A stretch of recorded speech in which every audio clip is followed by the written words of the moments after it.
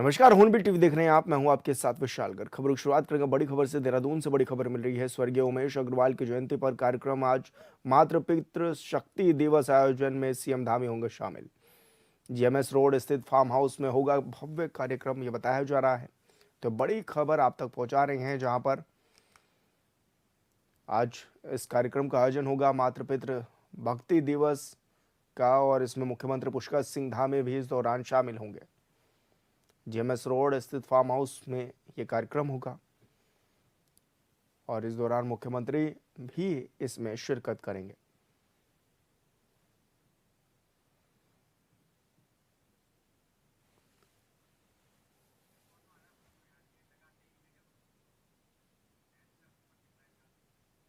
तो मुख्यमंत्री पुष्कर सिंह धामी भी इस कार्यक्रम में शिरकत करेंगे। जीएमएस रोड स्थित फार्म हाउस पर यह कार्यक्रम होगा।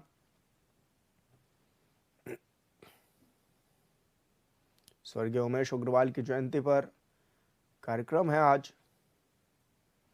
इस दौरान बीजेपी के तमाम नेता भी इस कार्यक्रम में शामिल होंगे।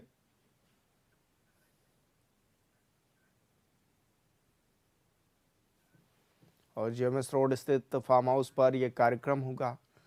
इसमें तमाम बीजेपी के नेता भी शामिल होंगे और इस दौरान मुख्यमंत्री पुष्कर सिंह धामी भी इस कार्यक्रम में शामिल होंगे।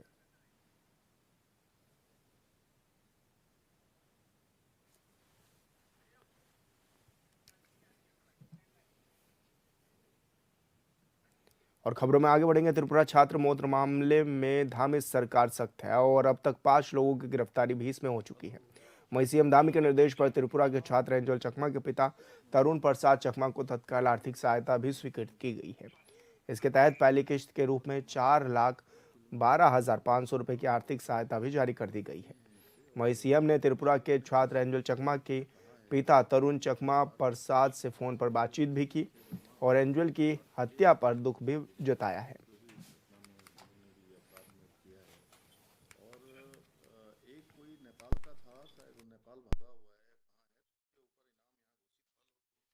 Hello, good morning sir. हाँ, गुड मॉर्निंग। चकमा जी कैसे हैं आप? तरुण जी हाँ, ठीक है सर। बहुत हमारा एक्चुअली में बहुत ही दुखद घटना हुआ। हम बहुत दुखी हैं इससे, और इस पर हमने बहुत सख्त कार्रवाई के लिए कहा है यहाँ पर, है ना। और पाँच लोग जो भी इसमें थे बदमाश, वो 5 गिरफ्तार कर लिए गए हैं, जो भी इस घटना में जिन्होंने भी अपराध में किया है। और एक कोई नेपाल का था, शायद वो नेपाल भागा हुआ है, कहाँ है, तो उसके ऊपर इनाम यहाँ घोषित हमने कर दिया है। और उसको पकड़ने के लिए भी टीम वहाँ पर भेज दी गई है पुलिस की ना।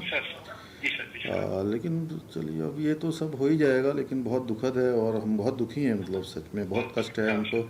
और मैं समझ सकता हूँ आपका बहुत कष्ट है, परिवार में बहुत कष्ट है, और थोड़ा सा हिम्मत करिए। और क्या कहें, बहुत आपके लिए, एक पिता के लिए इससे ज़्यादा कष्ट और क्या हो सकता है ना। माता पिता के लिए आपके परिवार में बहुत कष्ट, बहुत दुख है, बहुत अनहोनी है। हम भगवान से यही प्रार्थना करेंगे, और इन जो भी लोग इसके दोषी हैं उनको हम लोग कड़ी से कड़ी सज़ा दिलाएंगे। यहाँ मैंने उनसे भी बात किया था, हमारे जो मुख्यमंत्री जी हैं डॉक्टर मानिक शाह जी से भी परसों मेरा बात हुआ था, उनका भी फ़ोन आया था। और माननीय गृह मंत्री जी का, रक्षा मंत्री जी, सभी लोगों ने बात किया है मुझे, है ना। तो हम लोग बात कर रहे हैं इसमें। तो हम इसमें पूरी कार्रवाई करवाएंगे। आप बिल्कुल, मतलब इस बात के लिए तो कोई आपको नहीं करना। जो भी कठोर से कठोर कार्रवाई होगी वो होगी, और हम लोग पूरे परिवार के साथ हैं, हर तरीके से आपके साथ हैं इससे दुख की घड़ी में, हर तरीके से, है ना। यहाँ पर तो बहुत पूरे देश भर के बच्चे हैं। मतलब मुझे लगता है कि कई लाखों बच्चे बाहर के आते हैं यहाँ पढ़ने के लिए, सभी जगह के ना। और हर जगह का अच्छा अच्छा इंस्टीट्यूशन यहाँ पर है, सब कुछ है। और ये जो है ये दुर्भाग्यपूर्ण है बहुत यार, हम लोगों के लिए भी बड़ा कष्ट है, बहुत कष्ट है ना। और सच में बहुत कष्ट है। मतलब मैं समझ सकता हूँ, क्योंकि बच्चों का इस प्रकार से होना और एक माता पिता के लिए क्या कष्ट होता है, मैं इसको महसूस कर रहा हूँ आपका। हम लोग ऐसी घड़ी में सब आपके साथ हैं। यहाँ से भी हम लोग जो भी मदद होगी यहाँ से करेंगे, है ना सब, ठीक है ना, करेंगे। आप अपना ध्यान रखिएगा, परिवार का ध्यान रखिएगा। ठीक है, ठीक है, ठीक है तरुण, ठीक है। देखिए, त्रिपुरा के छात्र एंजल चकमा के साथ हुई घटना का समस्त प्रदेशवासियों को दुख है, और ये बहुत पीड़ादायी घटना है। मैं कहूँगा कि बहुत दुर्भाग्यपूर्ण है। घटना में शामिल 6 में से 5 अभियुक्तों को गिरफ्तार किया जा चुका है। 6वें अभियुक्त को भी गिरफ्तार करने के लिए संपूर्ण प्रयास जारी हैं और जल्दी ही सभी अभियुक्त सलाखों के पीछे होंगे। हम एंजल चकमा के पिताजी के भी संपर्क में हैं और साथ ही त्रिपुरा के मुख्यमंत्री आदरणीय डॉक्टर मानिक साहा जी के साथ भी मैं लगातार संपर्क में हूँ और हम लोगों की लगातार वार्ता भी हो रही है। पीड़ित परिवार को हमारे द्वारा आर्थिक सहायता भी जिला प्रशासन के माध्यम से उपलब्ध कराई जा रही है। दोषियों की गिरफ्तारी के साथ ही प्रभावी पैरवी भी हम सुनिश्चित करेंगे ताकि दोषियों को कठोर से कठोर सज़ा दिलाई जा सके। इसी त्रिपुरा के छात्र के साथ ही बहुत ही ट्रैजिक इंसिडेंट हुआ था और जो है तो वो अपने भाई के साथ था वहाँ पर एक जगह पर, वहाँ पर रास्ते में सामान छोड़ने और वहाँ पर दूसरे ग्रुप द्वारा जो वहाँ पर काफ़ी छोटी की जा रही थी, 6 लोग जिसमें थे, इनके द्वारा एक हॉट क्लैश हुई थी और क्लैश के बाद जो है पिता टुकड़ी के बाद जो उनमें झगड़ा हुआ था। झगड़े में जो है शिक्षा का जो छात्र है उनको गंभीर चोटें आई थी, जिसके बाद कंप्लेन के आधार पर अज्ञात में दी गई थी सीसीटीवी फुटेज और अनसोर्सेज के माध्यम से 6 लोग को आइडेंटिफाई किया था। 5 लोग जिसमें पुलिस द्वारा अरेस्ट कर ली गई थी और इधर भी जब जो छात्र की मृत्यु उपरांत जो उसको मर्डर की सस्पेंस को उसमें इंक्रीज कर दिया गया है। साथ ही साथ जो फरार है उसका कोर्ट से वारंट करने के बाद उसकी तलाश के लिए टीमों को लगाया गया। त्रिपुरा के रहने वाले एंजल चकमा देहरादून में अपनी पढ़ाई पूरी कर रहे थे और ऐसे में उनके साथ एक हादसा होता है जिसमें उनकी जान भी चली जाती है। आपको बता दें कि लंबे समय से देहरादून में एंजल चकमा अपने भाई के साथ रह रहे थे और वो जब सेलाकुई में मुख्य बाजार में गए तो उनकी कुछ कहा-सुनी कुछ युवकों से हो गई। इस दौरान ये बताया जा रहा है कि 6 युवकों ने उन्हें बेरहमी से पीटा, कड़ों से पीटा गया उनको और उसके बाद उनकी मृत्यु हो गई। हालाँकि ये प्रक्रिया काफ़ी लंबे समय तक चली क्योंकि 9 दिसंबर का ये मामला बताया जा रहा है जब ये लड़ाई इन गुटों के बीच में हुई थी और ऐसे में क्योंकि एंजल चकमा की मौत हो गई जिसके बाद पुलिस ने भी तत्परता से कार्रवाई की और इस दौरान 5 लोगों को हिरासत में भी ले लिया गया, जिसमें से बताया गया कि 2 नाबालिग हैं और 3 जो हैं बालिग हैं और ऐसे में एक आरोपी अभी भी फरार बताया जा रहा है। बताया ये भी जा रहा है कि नेपाल का जो छठा आरोपी था वो था और वो इस घटना को अंजाम देने के बाद मौके से फरार हो गया था। अब परिवार के जो लोग हैं वो मांग कर रहे हैं कि इन लोगों पर कड़ी कार्रवाई होनी चाहिए। हालांकि जो परिजन हैं एंजल चकमा के उनका साफ तौर पर ये कहना है कि एंजल और उसका भाई जब बाज़ार में गए तो उस दौरान उन युवकों ने उन पर अभद्र टिप्पणी करी जिसके बाद उन्होंने उसका विरोध किया और विरोध करना उनको महंगा पड़ गया। दरअसल उन 6 युवकों ने पहले तो एंजल चकमा को पीटा और फिर कड़ों से भी कई वार किए। बताया जा रहा है कि उनकी गर्दन पर कई बार वार किए गए जिससे वो घायल हो गए और काफ़ी खून भी बह गया। हालांकि पुलिस मौके पर पहुंची, घटनास्थल का जायजा लिया, एंजल चकमा को अस्पताल में भर्ती भी कराया गया लेकिन इलाज के दौरान उनकी मृत्यु हो गई, जिसके बाद पुलिस ने तत्परता दिखाते हुए 5 लोगों को गिरफ्तार कर लिया और जो छठा आरोपी जो फरार बताया जा रहा है उसकी तलाश में भी टीम का गठन किया गया है और दबिश लगातार दी जा रही है। इस दौरान मुख्यमंत्री पुष्कर सिंह धामी ने भी एंजल चकमा के परिजनों से बातचीत की है और उनको सांत्वना दी है। साथ ही मुख्यमंत्री ने यह भी बताया है कि 5 लोगों की गिरफ्तारी हो चुकी है जबकि छठा आरोपी अभी फरार है, उसके लिए भी जो इनाम है वो रखा गया है और पुलिस तत्परता के साथ इन सभी तमाम युवकों को पहले खोज रही थी। हालांकि 5 लोगों को गिरफ्तारी की जा चुकी थी और अब छठे आरोपी की तलाश में भी पुलिस धरपकड़ में जारी लगातार नजर आ रही है। हॉर्नबिल टीवी के लिए देहरादून से विशाल गर्ग। नए साल का स्वागत बारिश बर्फबारी के साथ होने की संभावना है। मैदानी इलाकों में घना कोहरा और शीतलहर जारी भी रहेगी। कोहरे और ठंड से तापमान में लगातार गिरावट दर्ज की गई है। तो ये बड़ी खबर आप तक पहुंचा रहे हैं जहां पर उत्तरकाशी, चमोली, रुद्रप्रयाग, पिथौरागढ़ में भारी बारिश की संभावना भी जारी की गई है। तो 3200 मीटर से ज्यादा ऊंचाई वाले क्षेत्रों में हल्की बर्फबारी हो सकती है। मैदानी क्षेत्रों में कोहरे के कारण हवाई और रेल सेवाएं भी प्रभावित हो सकती हैं। पौड़ी के नेयार घाटी के केंद्र स्थल सतपुली में नगर पंचायत महोत्सव का भव्य आगाज हो गया है। महोत्सव के पहले दिन लोक गायक मंगलेश डंगवाल और लोक गायिका संगीता डोंडियाल की शानदार प्रस्तुति ने दर्शकों को झूमने पर मजबूर कर दिया। नगर पंचायत कार्यालय परिसर में आयोजित इस महोत्सव का उद्घाटन कैबिनेट मंत्री सतपाल महाराज, लैंसडाउन विधायक दिलीप रावत और पौड़ी विधायक राजकुमार पौरी ने संयुक्त रूप से किया। महोत्सव के पहले ही दिन बड़ी संख्या में आस्था और संस्कृति प्रेम लोग आयोजन का आनंद लेने पहुंचे हुए थे। इस मौके पर कैबिनेट मंत्री सतपाल महाराज ने कहा कि ऐसे महोत्सव हमारी लोक संस्कृति और परंपराओं को जीवित रखने का भी काम करते हैं।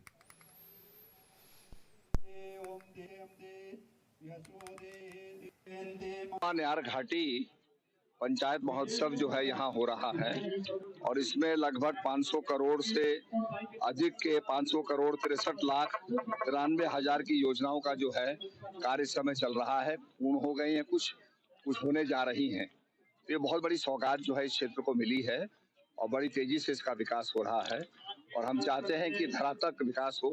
सुदूर अंचलों के अंदर जो अंतिम पायदान है वहां तक हम विकास कर रहे हैं। देखिए 10वां नयार घाटी नगर पंचायत महोत्सव है जिसके आयोजक कुंज नयार घाटी ट्रस्ट है और निर्मला डंगा जिसके आयोजक है। मैं उनका हृदय की गहराई से बहुत बहुत धन्यवाद करना चाहूंगा। और नगर का मैं जो सेवक हूँ, प्रथम सेवक में जो नगर का हूँ, उसके नाते मेरा कर्तव्य बनता है कि नगर में जितने भी कार्यक्रम होते हैं उसको मैं बढ़ चढ़ के भाग लूँ और उसका सहयोग करूँ। उसकी रूपरेखा जो है जगदम्बा डोगा जी ने बना रखी है। आज 7 दिन तक यहाँ सांस्कृतिक रंगारंग कार्यक्रम होंगे और 8वें दिन में लगभग यहाँ कार्यक्रम। देखिए माननीय महाराज जी ने इसको पर्यटन नगरी बना दिया है और उनका मैं आभार प्रकट करूंगा। तो आज हमारे यहाँ आमंत्रण में उपस्थित हुए क्योंकि सूबे के मंत्री भी हैं और हमारे क्षेत्र के विधायक भी हैं। उनसे मैंने मांग की है कि जिस प्रांगण में आज ये कार्यक्रम हो रहा है उसमें 3 मंजिला पार्किंग बनाई जाए जिससे आने वाला जो हमारा पर्यटक है उसको असुविधा का सामना न करना पड़े। देखिए जी, तो ये जो कार्यक्रम है एक सांस्कृतिक कार्यक्रम है। आप भीड़ से अनुमान लगा सकते हैं कि जनता का प्यार सदैव हमारे साथ रहता है, जनता का प्यार सदैव हमारे साथ रहता है और हम इस क्षेत्र की जनता को ही मनोरंजन के लिए सांस्कृतिक क्षेत्र में हो, शिक्षा के क्षेत्र में हो, खेलकूद के क्षेत्र में लगातार काम करते रहते हैं और भविष्य में इस तरह से महोत्सव इसी प्रकार आगे बढ़ता रहेगा। और पत्रकार बहुत बहुत धन्यवाद करता है कि आप लोगों ने पूरा भरपूर प्यार हमें देते हैं। पूरे धन्यवाद। हमें बहुत अपेक्षा कैबिनेट मंत्री सतपाल महाराज जी से है कि हमारे अध्यक्ष जी के द्वारा, पंचायत अध्यक्ष जी चौहान जी के द्वारा जो भी हमसे मांग रखी गई है उसमें जल्दी जल्दी मांग पूरी होंगी ऐसा मुझे विश्वास है। 8 दिन का है और 4 दिन तक चलेगा कार्यक्रम। जनता से यही अपील रहेगी कि हमारा सहयोग कीजिए, हमारे साथ हम आपके साथ परिश्रम मिलाकर भरपूर सहयोग करेंगे। तमाम चैनलों का अपने श्रोताओं तक बहुत बहुत धन्यवाद करता हूँ कि जिनके माध्यम से मैं अपने श्रोताओं तक सीधा प्रसारण हो रहा हूँ। ये क्षेत्र में मेरे तमाम दीदी बोली दाना किसानों, युवा साथियों, जवान डबलों और तमाम पत्रकार, तमाम आयोजक बंधुओं, शासन प्रशासन द्वारा मैं बहुत सहयोग मिलू, बहुत प्यार मिलू। ये तो मैं जन्म जन्मांतर ऋण बंधु रोलो, गुण बंधु रोलो और बड़ो आनंद में नयार सतपुरी घाटी में जी पूज्य नगर पंचायत हमारा बड़ा भाई चौहान साहब को और पूर्व प्रधान श्रीमान श्री जगदम्बा डंगवाल जी को मैं हृदय से आभार व्यक्त कर दूं कि पूर्ण रूप से विश्वास जतोनन विगत 15 वर्षों से और ये मंच पर बारम्बार बोलोनन मैं हमेशा तो भी आभार व्यक्त करूँ। बहुत अच्छी लगड़ू जी मिठे यखमाई की और लगातार 10 वर्ष बटी कार्यक्रम होने सतपुरी ये उत्सव जो महोत्सव नयार घाटी महोत्सव और लगभग 10 साल में कम से कम 6-7 बार तो नहीं आई हूँ घर में मेरे मैच से। तो बहुत अच्छी लगती, बहुत प्यार मिली एक मन लोग मिठाई और बहुत अच्छी लगती जो हमारी लोक संस्कृति जेटा बचान का वास्ता आयोजन समिति जैसे मेला वेला करता छन तो वे निश्चित तौर पर हमारी जो संस्कृति बोली भाषा सब बचे थे और हमारी जो हमारा नई पीढ़ी का बच्चा छन उसे भी अपनी संस्कृति का बारे में पता चलती है कार्यक्रम। उत्तराखंड की नॉलेज हो तो हर जगह उत्तराखंड की बात करें सब लोग बहुत प्यार करते हैं।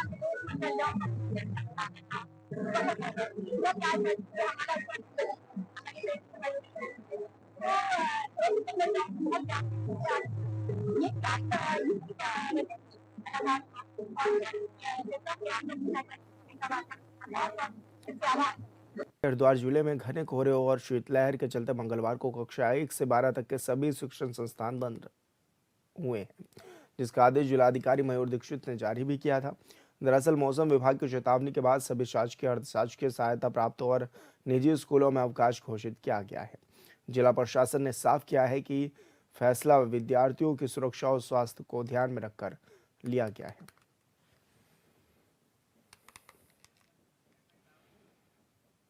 हल्द्वानी के लामाचौड़ क्षेत्र में पीडब्ल्यूडी की सरकारी जमीन पर अवैध कब्जे का मामला लगातार गंभीर होता जा रहा है। आरोप है कि इस सरकारी जमीन पर कुछ लोगों ने न सिर्फ अवैध रूप से कब्जा कर रखा है बल्कि वहां खुलेआम शराब का अवैध कारोबार भी संचालित किया जा रहा है। इस अवैध नशे के कारोबार के कारण बीते कई दिनों से लोगों की जान भी जा चुकी है, जिससे इलाके में दहशत और आक्रोश का भी माहौल है। जो ज्ञापन देने का मुख्य उद्देश्य था, हमारा जो क्षेत्र है लामाचौड़ वो शिक्षा नगर के नाम से जाना जाता है, लेकिन उसी क्षेत्र में पीडब्ल्यूडी की जो सरकारी भूमि है, जो पीडब्ल्यूडी विभाग की भूमि है, उस भूमि पर लामाचौड़ क्षेत्र में कुछ अतिक्रमणकारियों द्वारा कब्जा किया गया है और जो कब्जेधारी हैं उनके द्वारा क्षेत्र में अवैध शराब का काला कारोबार, और वो ऐसी जहरीली शराब जो पाउच में मिलती है उसको पीने से अगर पिछले 10 दिन की बात करूँ तो 4 लोग अपनी जान गंवा चुके हैं, और इससे पहले अगर 5, 7, 10 साल की बात करूँ तो सैकड़ों लोग अपनी जान से हाथ धो चुके हैं। और वो जो जमीन है, क्योंकि पीडब्ल्यूडी विभाग की है, पुलिस प्रशासन से हम शिकायत करते करते हार चुके हैं। अगर आप मेरी सोशल मीडिया में मेरी पोस्ट भी देखेंगे तो मैंने उसकी कई वीडियोज वायरल भी करे, लेकिन पुलिस प्रशासन उस पर, क्योंकि उन्हीं की मिली भगत से काम होता है, तो हम उसकी जड़ पे पहुंचे कि आखिर ये लोग इसको पनाह देने वाले या वहां पे कौन ऐसे लोग हैं जिनके कारण ये काम कर पा रहे हैं। हल्द्वानी के बनबुलपुरा में रेलवे की लगभग 30 एकड़ भूमि पर अतिक्रमण मामले में अब तक सुप्रीम कोर्ट का फैसला आया भी नहीं है कि एक दूसरे मामले ने प्रदेश की राजनीति को गरमा दिया है। ऋषिकेश में 2866 एकड़ भूमि को लेकर बवाल मचा हुआ है। जनता सड़कों पर प्रदर्शन कर रही है, नेता आरोपों की राजनीति कर रहे हैं। हल्द्वानी के बनबुलपुरा में रेलवे जमीन मामले में सुप्रीम कोर्ट का फैसला 3 फरवरी 2026 को आना है। कोर्ट का फैसला क्या होगा ये तो वक्त के साथ पता चलेगा, लेकिन मौजूदा वक्त में ऋषिकेश में वन भूमि की नपाई को लेकर बवाल मचा हुआ है। 2 दिनों से यहाँ के लोगों में शासन प्रशासन के प्रति भारी आक्रोश है। बवाल के बाद ऋषिकेश पहुंचे कांग्रेस प्रदेश अध्यक्ष गणेश गोदियाल जनता के पास पहुंचे और उनकी समस्याओं को सुनने के बाद मीडिया को संबोधित किया, जिसमें उन्होंने सरकार की नीतियों को कटघरे में खड़ा कर दिया। कांग्रेस प्रदेश अध्यक्ष ने कहा कि ऋषिकेश की जनता ने बताया कि सरकार की तरफ से उनकी कोई मदद नहीं की जा रही है। सरकार मदद की बजाय उन्हें डराने का काम कर रही है और निर्दोष लोगों और पत्रकारों को जेल में भेजने का काम कर रही है। जिस प्रकार से माननीय सुप्रीम कोर्ट के आदेशानुसार बापूग्राम, मालवीय नगर, गीतानगर या जहाँ भी ये विभागीय कार्यवाही चल रही है, और निश्चित रूप से जैसे मैंने आपसे कहा ही था कि मैं मुख्यमंत्री से मिलने का समय मांग रहा हूँ, लेकिन धन्यवाद कर रहा हूँ माननीय मुख्यमंत्री जी का, उन्होंने हमें समय भी दिया और मैंने अपने उस विधानसभा क्षेत्र के अपने तमाम जो हमारे वहाँ के पार्षद हैं, हमारे पार्टी के वरिष्ठ जन हैं, सबके साथ मिलके अभी मुख्यमंत्री के आवास से ही मैं बात कर रहा हूँ कि उनके साथ बैठना हुआ, उनसे भेंट की, और बढ़िया बात यह है कि माननीय मुख्यमंत्री जी ने मेरे विषय के बाद अपने यहाँ पहले से ही PCACF को, यानी कि वन विभाग के जो चीफ हैं उनको बुला रखा था, उनके सामने हमने अपना विषय रखा और हमने साफ तौर पे कहा है कि जनता का उत्पीड़न नहीं होना चाहिए। हम माननीय सुप्रीम कोर्ट के आदेशों का सम्मान करते हैं, लेकिन जो गरीब लोग हैं, जो जिनको 50, 100 गज, 200 गज, जिन्होंने अपनी गाड़ी कमाई का पैसा उसमें लगाया, मकान बनाने की क्रिया में थे, अब उन्हीं के साथ भी यही हो जाए, सड़क पे आप जो है मुनारा लगा दें, अपना बोर्ड लगा दें, तो ये तो जनता के साथ जाति मानी जाएगी ना। और मैंने ये भी कहा है कि यदि माना हमारे लोगों के साथ कार्रवाई हो रही है तो विभागीय अधिकारियों के खिलाफ भी माननीय सुप्रीम कोर्ट ने बोला था, तो उनके खिलाफ क्यों ना कार्रवाई हो, और इस प्रकार से जनता को राहत मिलनी चाहिए। वो कार्रवाई हो कब हो हमें नहीं पता, लेकिन हमारी जनता को राहत मिलनी चाहिए। और माननीय मुख्यमंत्री से आग्रह एक और भी किया मैंने कि अपनी ओर से सुप्रीम कोर्ट में कोई सक्षम वकील खड़ा करके इस विषय की पैरवी भी की जानी चाहिए, ताकि ये विषय हमेशा के लिए दब जाए कि आज तो दबा और फिर कल खुल जाए, तो एक पैरवी हो ताकि ये विषय ही समाप्त हो जाए। दरअसल 1950 में लगभग 2866 एकड़ वन भूमि पशु लोक सेवा समिति को लीज पर दी गई थी। 1984 में ये आवंटन वापस ले लिया गया, लेकिन हजारों एकड़ भूमि पर निजी व्यक्तियों का कब्जा बना रहा। उस पर अवैध रूप से मकान बना लिए गए। बाद में सुप्रीम कोर्ट ने राज्य सरकार को मूक दर्शक बने रहने के लिए फटकार लगाई और स्वतः संज्ञान लेते हुए जांच के आदेश दिए। कोर्ट ने 5 जनवरी 2026 तक अनुपालन रिपोर्ट मांगी है। कोर्ट के आदेश पर वन विभाग की टीम सर्वे के लिए पहुंची तो बवाल मच गया। बात ऋषिकेश या हल्द्वानी में सरकारी भूमि पर कब्जे की नहीं है। अब सवाल उठ रहा है कि उत्तराखंड में और ऐसे कितने मामले हैं जिनमें सरकारी जमीनों पर किसी न किसी रूप से कब्जा हो रखा है। राजधानी देहरादून से लेकर हल्द्वानी तक जमीनों पर कब्जे लगातार बने हुए हैं, जिनकी खबर लगातार मीडिया की सुर्खियां बनी है। 2017 से ही सत्ता में बीजेपी की सरकार के मुखिया पुष्कर सिंह धामी अक्सर दावा करते हैं कि सरकार अतिक्रमण पर लगातार कार्रवाई कर रही है और अब तक 10,000 एकड़ से ज्यादा जमीनों को अतिक्रमण मुक्त कराया गया है। जिस तरीके से बरसों से घर बना करके रह रहे लोगों पर ऋषिकेश में प्रशासनिक कार्रवाई हो रही है, जिस तरीके से वन विभाग ने भूमि का चिन्हीकरण शुरू किया और लोगों ने सड़कों पर उतर करके जम करके विरोध किया, वो किसी से छुपा हुआ नहीं है। इससे सरकार की मंशा पर कई सवाल खड़े हो रहे हैं। आखिर जिन लोगों को रोटी कपड़ा और मकान देने का काम सरकार का है, आखिर उन लोगों से छत छीनने का काम क्यों किया जा रहा है? अगर सरकारी भूमि खाली कराना जरूरी है तो सरकार उन लोगों के पुनर्वास के लिए क्या योजना बना रही है? सरकार अगर लोगों को विश्वास में ले नहीं पा रही है, उनको एक सुरक्षित भविष्य के प्रति आश्वस्त नहीं कर पा रही है, तो विरोध होना स्वाभाविक है। और ये केवल ऋषिकेश में नहीं हो रहा है, हल्द्वानी में हम इस प्रकार की घटना देख चुके हैं। राजधानी देहरादून में आए दिन हम लोगों को उजाड़ने के लिए प्रशासनिक बुलडोजर चलता हुआ देखते हैं। आखिर ये सरकार लोगों के साथ करना क्या चाहती है, ये एक बड़ा सवाल है। आखिर लोगों का भविष्य क्या होगा, उनके बच्चे कैसे पढ़ेंगे, कैसे आगे बढ़ेंगे, कैसे उनको एक सुरक्षित घर मिलेगा, इस पर सरकार की कोई स्पष्ट नीति नहीं है। आखिर कहीं ना कहीं तो उन लोगों को रहना है, कहीं ना कहीं तो उनका भविष्य तय होना है। जब सरकार के पास पुनर्वास की कोई ठोस नीति नहीं है, इसी कारण लोगों के मन में आशंकाएं हैं। और फिलहाल इस बुलेटिन में इतना ही। आप देखते रहिए हॉर्नबिल टीवी। नमस्कार।